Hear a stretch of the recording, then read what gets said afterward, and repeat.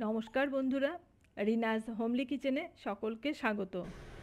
আজ শেয়ার করব কাঁচা আমের টক ঝাল মিষ্টি ঝুরি আচার।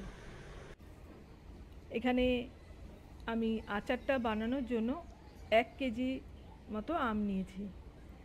আর আজকে আমি যেভাবে আচারটা বানাবো এইভাবে বানালে পরে 1 বছর আমটা আচারটা আর কি খুব ভালো থাকবে, আর খেতেও হবে খুব ভালো।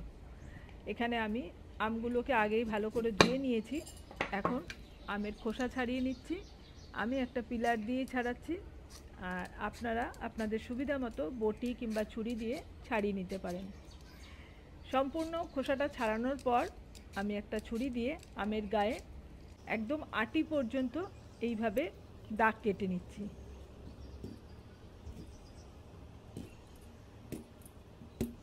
আর এটা বটি দিয়েও করা যাবে, আমি ছুরি দিয়েই করছি। তা সম্পূর্ণ এক পিঠটা আমি এইভাবে যে দাগ কেটে মানে চিড়ে নিলাম, আর এখন এই পাশটাও চিড়ে নেব একইভাবে। সম্পূর্ণ আমটা আমার এরকমভাবে চিড়ে নেওয়া হয়ে গেছে। এখন আমি একটা পিলার দিয়ে আমি এগুলোকে কুচি করে কেটে নিচ্ছি। এইভাবে টানলে পরেই আমগুলো সুন্দর কুচি কুচি হয়ে কেটে যাবে।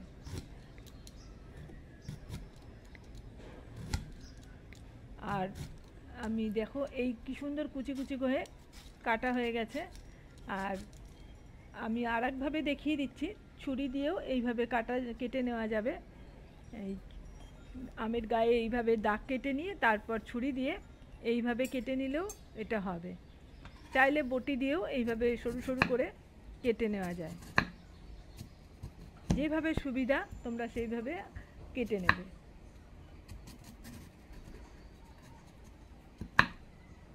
আমি সবকটা আমকে এখন এইভাবে ঝুরি করে কেটে নিচ্ছি। আর আমের আটিগুলো আমি ফেলে দিয়েছি। এখন এই সমস্ত আম আমার কাটা হয়ে গেছে। আমি যে ফ্রাইং প্যানে আচারটা বানাবো তার মধ্যে সমস্ত আমের কুচিগুলো নিয়ে নিলাম।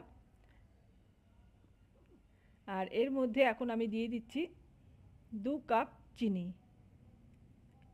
আমার যতটা আম এখানে হয়েছে সেই আন্দাজে আমি চিনিটা দিলাম। এবার খুব ভালো করে আমের সাথে চিনিটাকে মিশিয়ে নেব। এই আচারটা গুড় দিয়েও করা যায়, আমি চিনি দিয়ে বানাচ্ছি। খুব ভালোভাবে চিনিটা মেখে নিলাম। আর এখন এটাকে ঢাকা দিয়ে আমি 30 মিনিট রেখে দেব। এইভাবে আচারটা বানালে রোদে দেওয়ারও কোনো ঝামেলা নেই, 1 বছর ভালো থাকবে। এখন 30 মিনিট পর দেখো আম থেকে মানে চিনিটা গলে গিয়ে পুরো জল হয়ে গেছে। আমি একটু নাড়াচাড়া করে নিলাম। আর এখন গ্যাসের ফ্লেমটাকে অন করে দেব। আমটা যখন ফুটতে শুরু করবে আমের থেকেও অনেকটা জল বেরোবে, আর এই জলেই আম সেদ্ধ হয়ে যাবে।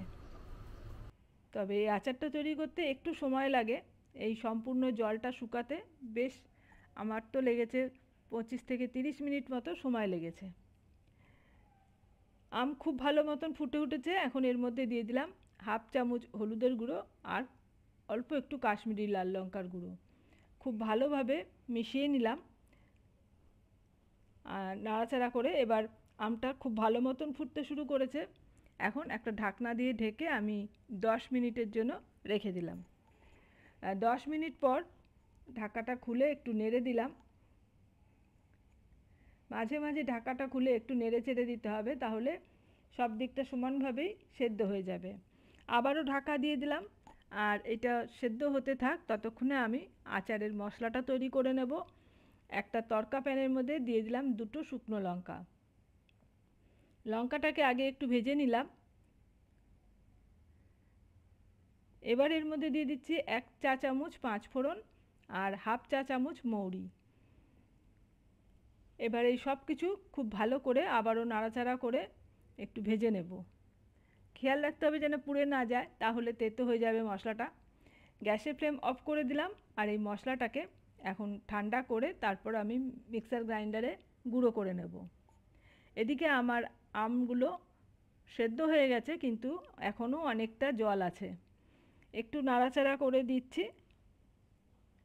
আর এখন আমি আর ঢাকা দেব না, খোলা অবস্থাতেই হাই ফ্লেমে আমি আমটাকে এই জলটা শুকিয়ে নিতে হবে। এখন এইখানে আমি দিয়ে দিচ্ছি 1 চা চামচ নুন আর 1 চা চামচ বিট নুন। নুন আর বিট নুনটা খুব ভালো করে মিশিয়ে নিলাম। আর আচারের মধ্যে বিট নুন দিলে গন্ধটা খুব ভালো হয়। নেড়েচেড়ে মিশিয়ে নিয়েছি। এখন আমি এর মধ্যে এই যে ভিনিগার নিয়েছি, 1 চামচ ভিনিগার দিয়ে দেব। আমি একটা বাটির মধ্যে ঢেলে নিলাম। আর এই ভিনিগারটা দিলে পরে আচারটা 1 বছর খুব ভালো থাকবে। আর ভিনিগার হাতের কাছে না থাকলে পাতিলেবুর রসও দেওয়া যায়, সেটাতেও আচারটা ভালো থাকবে। ভিনিগারটা ভালো করে মিশিয়ে নিলাম।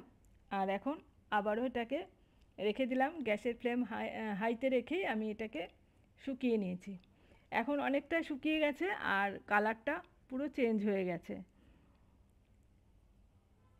এবার এখন আমি যে ভাজা মশলাটা গুঁড়ো করে রেখেছিলাম সেই মশলাটা দিয়ে দিলাম পুরোটাই। আর মশলাটাকে খুব ভালো করে নেড়েচেড়ে মিশিয়ে নিলাম।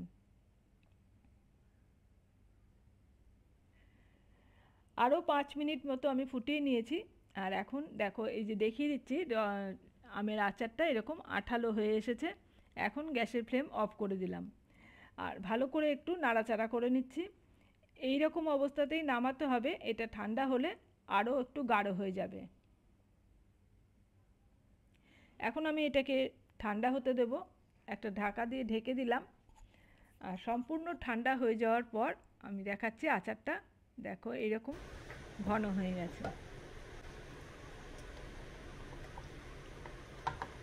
এখন এটাকে আমি একটা কাচের পাত্রে ভরে রাখবো। আর এই কাচের বয়ামে রাখার আগে এই বয়ামটাকে খুব ভালো করে ধুয়ে শুকিয়ে নিতে হবে, যেন কোনো জল না থাকে।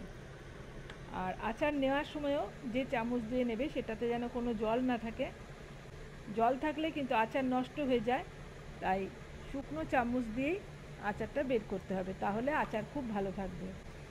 সম্পূর্ণ আচারটা আমি এখন এই শিশির মধ্যে ভরে নিলাম। দেখেই বুঝতে পারছো আচারটা কতটা লোভনীয় হয়েছে। আমি সবটা ভরে নিয়েছি। এখন ঢাকা দিয়ে ঢেকে আমি রেখে দেবো। তোমাদের কেমন লাগলো আমার আজকের এই আচারের রেসিপি কমেন্টস করে জানাবে।